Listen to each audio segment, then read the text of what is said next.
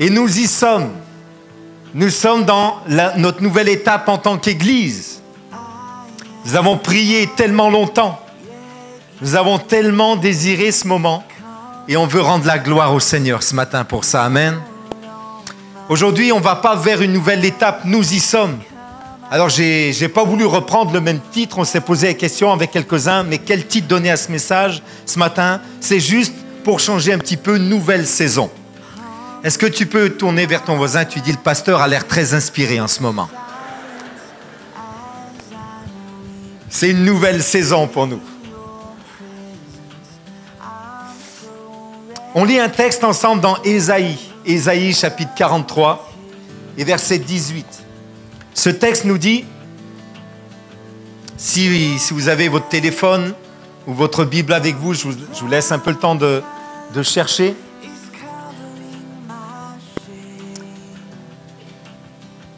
Ésaïe, chapitre 43, verset 18. Ne pensez plus aux événements passés. Êtes-vous d'accord avec ça? Merci beaucoup. Ils sont gentils avec moi.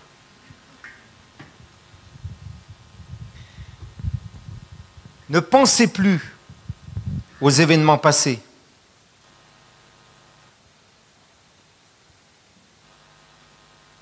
Quelques-uns se disent, ça y est, on va oublier d'où on vient. Non, ne vous inquiétez pas. J'aime le mot ici qui est utilisé, c'est ne pensez plus aux événements passés. Ça veut dire que nous y pensions auparavant. Ça veut dire, comme on a vu la semaine dernière, que parfois ça pouvait nous retenir. Mais aujourd'hui, nous sommes appelés non pas à mépriser le passé, parce que ça fait partie de notre histoire. Que ce soit à titre personnel ou en tant qu'Église, notre passé, nous ne pouvons pas le changer, nous ne pouvons que l'adopter. Qu'il soit bon, qu'il soit mauvais, peut-être pour quelques-uns, qu'il soit lourd à porter aujourd'hui, nous ne pouvons pas changer notre passé. Notre passé a peut-être été bon, il a peut-être été glorieux même. Il a peut-être été difficile ou, comme je disais, lourd à porter, mais aujourd'hui, cette parole est pour nous. Le Seigneur nous dit, ne pensez plus aux événements passés. Ne cherchez plus à comprendre ce qui est ancien. Je vais faire une chose nouvelle qui est déjà en germe. Ne la remarquez-vous pas? Je vais tracer un chemin en plein désert et mettre des fleuves dans des endroits arides. Les animaux sauvages, les chacals et les autruches me rendront gloire parce que j'aurai donné de l'eau dans le désert, des fleuves dans les endroits arides pour faire boire mon peuple, celui que j'ai choisi, le peuple que je me suis formé proclamera mes louanges. Amen. Est-ce qu'on peut juste acclamer le Seigneur pour cette parole qui est pour nous? C'est une parole pour nous aujourd'hui. Ne pensez plus aux événements passés. Arrêtez de ruminer. Arrêtons de vivre dans le passé. Encore une fois, ce n'est pas du mépris. La Bible nous invite à avoir du respect pour le passé. Et ça fait partie d'une des valeurs de notre Église. Nous voulons respecter le passé. Je suis tellement fier et heureux, je n'ai pas pu le saluer, mais de recevoir parmi nous le pasteur Claude Biville et Suzette qui sont là. Est-ce que vous pouvez vous lever, s'il vous plaît? Ils ont pendant plus de 20 ans, 26 ans je crois, servi avec nous. Et nous avons eu l'occasion de les honorer à plusieurs reprises. Et hier, c'est Suzette, j'imagine, qui a mis un petit beau sur Facebook. Ah, et tout, mais est-ce qu'on peut venir? Je ne sais plus ce que tu as dit, Suzette. Oui, si vous êtes proche d'Amiens, ben, il ne fallait pas être là aujourd'hui. C'est que pour les gens qui sont proches d'Amiens. Mais bien sûr, vous êtes à la maison ici. Vous faites partie de l'histoire de l'Église. Et nous avons beaucoup de respect pour ce que vous avez fait. Si nous sommes là aujourd'hui, c'est grâce à vous. Parce que vous avez semé en abondance. Nous récoltons le fruit de votre travail aussi. Nous ne sommes pas là pour mépriser, mais pour respecter. Ne plus penser aux événements passés, ça ne veut pas dire oublier ou dénigrer. Ça veut dire ne pas être dans la nostalgie. Il n'y a pas de place pour la nostalgie, il y a de la place pour la reconnaissance.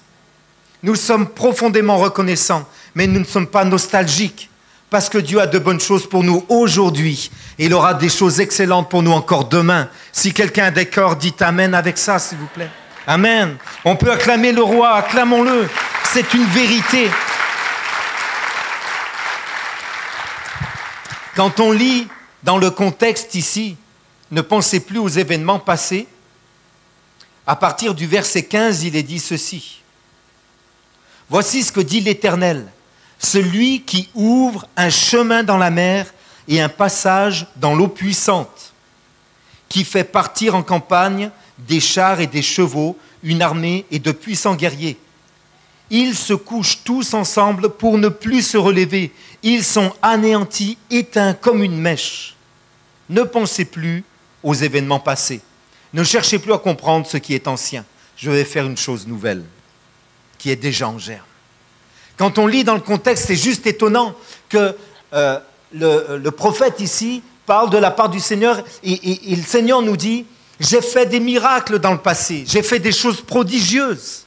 Il est le Dieu qui a ouvert la mer. » Mais Dieu dit « Ne pensez plus aux événements passés. » Comment ne plus penser à ce Dieu qui a ouvert la mer, qui a frayé un chemin dans le désert? Et pourtant, Dieu nous dit aujourd'hui, ne pensez plus même aux miracles passés.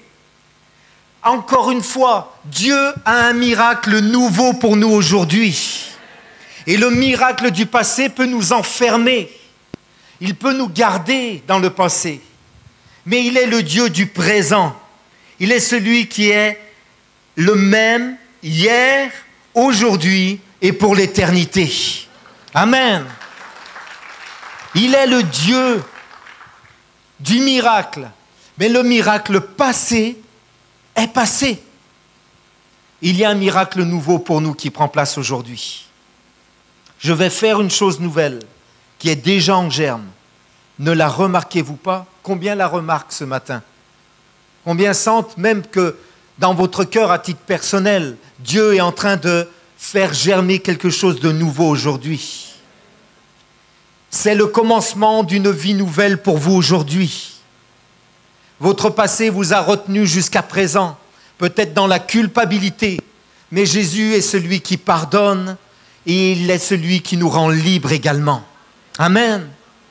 Peut-être des gens vous ont pardonné même des blessures que vous leur avez infligées, mais vous n'arrivez pas à vous pardonner. Le Seigneur vous donne la force, non seulement de recevoir son pardon, mais aussi de vous pardonner à vous-même. C'est une puissance. L'Évangile, c'est la puissance de Dieu pour le salut de celui qui croit. Et voilà d'où vient ce qui germe dans nos cœurs. Ça vient de la foi. Et vous qui entendez cette parole aujourd'hui, Dieu vous dit, je suis en train de poser une graine dans ton cœur qui est en train de germer. Laisse-la grandir. C'est la graine de ma parole. Ma parole, nous dit le Seigneur, ne retourne pas à moi sans avoir accompli son effet et porter du fruit dans votre vie. Et le fruit que Dieu veut vous donner de porter, c'est un fruit de paix, un fruit de justice, un fruit de vérité, un fruit de sérénité, un fruit de liberté. Une liberté pour vous, être en paix avec vous-même et être en paix avec Dieu. Dieu nous dit, je vais tracer un chemin en plein désert et mettre des fleuves dans des endroits arides. Il y a plusieurs interprétations de ce texte. Tout d'abord, quand on lit le contexte également, je vous laisserai le lire. Plus loin, il est dit, je rassemblerai mon peuple des quatre coins de la terre et je ferai de mon peuple une nation Et c'est ce qui s'est passé littéralement pour Israël. Il y a une première interprétation de ce texte qui est très littérale. Et nous avons eu l'honneur, la bénédiction de pouvoir aller la semaine dernière en Israël, où il y a un peu plus d'une semaine. Et c'était juste magnifique de voir comment Dieu a rassemblé un peuple qui était dispersé depuis plus de 1500 ans, partout sur la face de la terre, en une journée.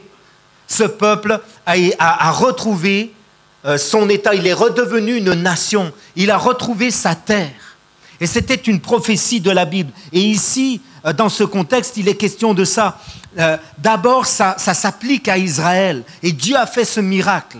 En une journée, l'État d'Israël a été déclaré.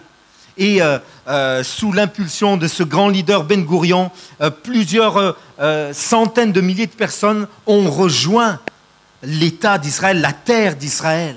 Après 15 siècles d'errance, le miracle a pris place. Ce qui était un désert a reverdi.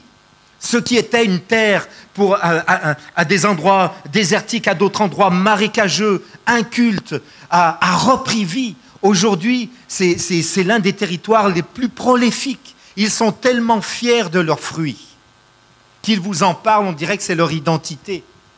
C'est les dattes, les grenades, l'olive, toutes ces choses, tellement fiers. Dieu a mis un fleuve dans le désert et il a fait de cette nation une grande nation. Il veut mettre également un fleuve dans nos déserts personnels.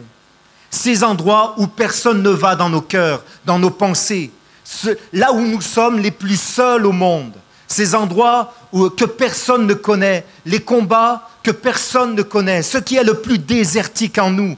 La bonne nouvelle pour nous aujourd'hui, c'est que Dieu a un fleuve de vie qui veut couler dans nos déserts personnels.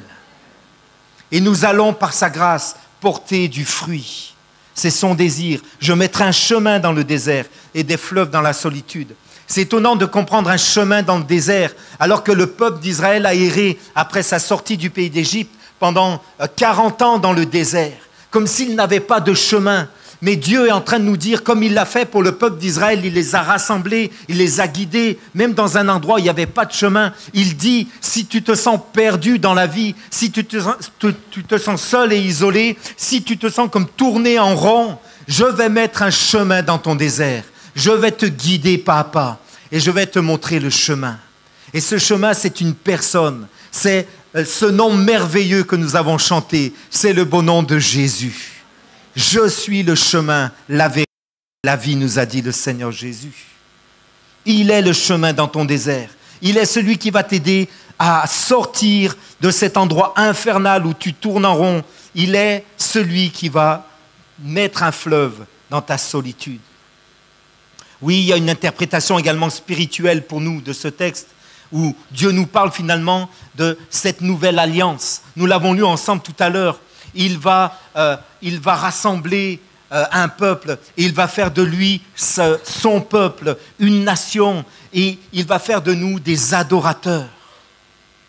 Et c'est ça, c'est exactement ça que Dieu nous appelle, à chacun d'entre nous, à titre personnel, mais également en tant qu'Église, comme nous l'avons fait aujourd'hui.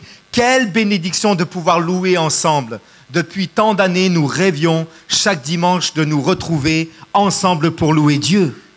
Et voilà, nous y sommes. Et qu'est-ce que j'aimerais, mes amis, je vais vous faire peur, mais qu'est-ce que j'aimerais que bientôt on passe à un deuxième culte. Alléluia. Ce serait juste magnifique. Non, prenons juste le temps de savourer, s'il vous plaît. Et tu peux dire à ton voisin, le pasteur est un peu trop pressé, savourons le moment, ok ? Mais oui, nous sommes un peuple d'adorateurs, un peuple qu'il s'est acquis, qu'il a racheté au prix de son sang précieux versé à la croix. Et ce sang qu'il a versé à cause de nos péchés, il a fait en sorte que nous soyons sauvés. Il a fait en sorte que des Africains, des Italiens, des Français, j'allais dire des Guadeloupéens, mais c'est la France, il paraît la Guadeloupe aussi. Peu importe, des gens de toute race, de toute nation, de tout peuple, il nous a réunis ensemble et nous formons aujourd'hui le corps de Christ. Amen. Et il s'est acquis ce peuple afin de célébrer les richesses de sa gloire. Et c'est ce que nous faisons ensemble. Nous adorons le Créateur, celui qui est venu nous chercher dans notre situation, dans notre désert, et qui a changé notre désert en un endroit prospère. Nos cœurs, raides, secs, il les a assouplis, il nous a purifiés, justifiés. Il a fait de nous son peuple. Amen. C'est exactement ce que Jésus a dit à la Samaritaine. Dans Jean au chapitre 4, cette femme qui allait puiser de l'eau au puits en plein midi, sous le soleil, sous le soleil torride. Elle était seule dans son désert. Elle était assoiffée. Et Jésus lui dit, si tu me donnes de l'eau, tu n'auras plus jamais besoin de venir puiser. Bien sûr, il ne parlait pas de l'eau physique. Il ne parlait pas de la Volvic ou de l'Évian. On aura toujours besoin, tant qu'on sera ici, de boire de l'eau. Mais il parlait de l'eau de la vie. Ce fleuve qu'il met dans le désert. Ce fleuve qui rassasie notre cœur. Et cette femme, je lui a dit, après une discussion, je vais faire court, Jésus lui dévoilant sa vie, son cœur, lui dit, je vois que tu es prophète. J'ai une question pour toi, Jésus. Où est-ce qu'il nous faut adorer? Les gens de mon peuple disent qu'il faut adorer ici, sur cette montagne. Et vous, vous dites, c'est pas ici, c'est ailleurs, c'est sur cette montagne. Peut-être certains vont dire, c'était bon de louer à Jules Lardière. Ça résonnait. On s'entendait bien.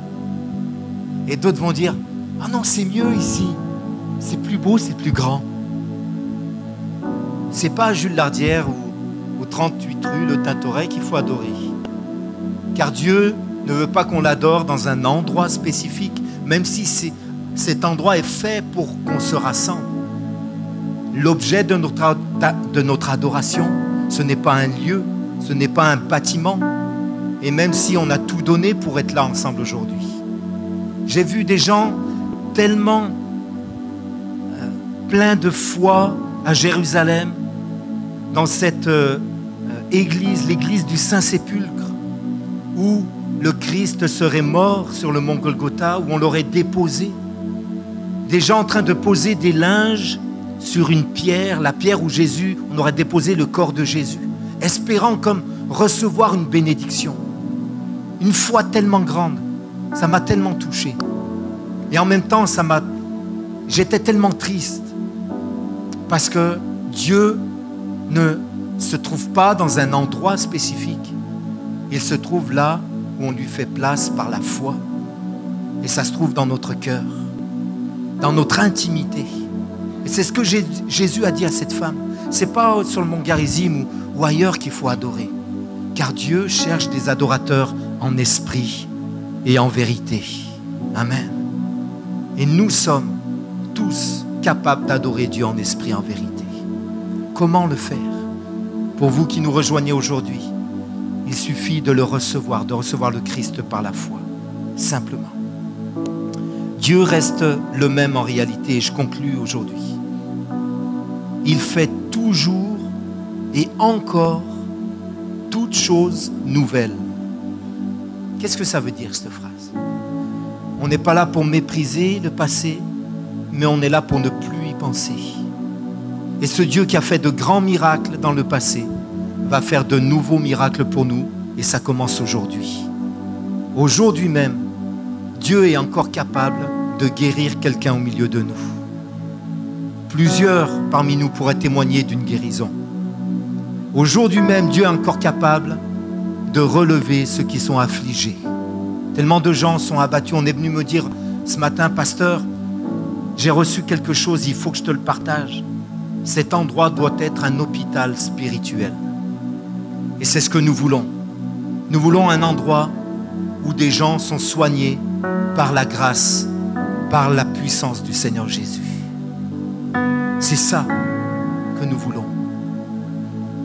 C'est ça le miracle qui prend place. Un nouveau miracle, ce n'est pas forcément quelque chose de bizarre ou qu'on n'a jamais vu, mais c'est quelque chose qui se renouvelle chaque jour. Amen. Et Dieu est toujours le même pour te pardonner tes péchés. Il est toujours le même pour te guérir, pour te relever, pour te consoler. et pour te bénir comme il veut le faire. Amen. Est-ce qu'on peut se lever ensemble en tant qu'Église? Est-ce qu'on peut ensemble dire au Seigneur, si vous êtes à l'aise avec ça, je vous invite à fermer vos yeux avec moi. Peut-être à tendre vos mains et on va faire cette prière à Jésus. Seigneur, je ne veux plus considérer ce qui est passé. Le passé est passé. C'est fini. Et qu'il y ait eu des bonnes choses pour moi ou des moins bonnes, je veux considérer ce que tu fais aujourd'hui. Et tu fais toutes choses nouvelles. Amen. L'évangile, c'est la puissance de Dieu pour nous donner quelque chose de nouveau. Tu renouvelles tes bontés chaque matin. Seigneur, tu nous as donné ce magnifique bâtiment qui, aux yeux du monde, reste juste des tôles, Seigneur. On a essayé de l'aménager du mieux qu'on a pu, mais notre vraie priorité, c'est que tu viennes régner au milieu de nous, Jésus. C'est notre seul but. C'est que tu fasses dans ce lieu comme un sanctuaire d'adoration, Seigneur. Un endroit où ton nom seul est élevé. Et notre désir et notre prière, c'est que maintenant tu viennes dans les déserts des cœurs, Seigneur, avec ton fleuve de vie, transformer, rendre la vie à ce qui est mort au-dedans de nous. Seigneur, je veux prier pour ceux qui tournent en rond dans leur désert. Je veux prier qu'au nom de Jésus, Père, ils trouvent en toi le chemin dans le désert. Tu es le chemin. Tu es ce fleuve de vie. Celui qui boit de l'eau que je lui donnerai n'aura jamais soif, tu as dit, Seigneur Jésus. Aujourd'hui, je prie que plusieurs cœurs soient désaltérés maintenant par ta présence.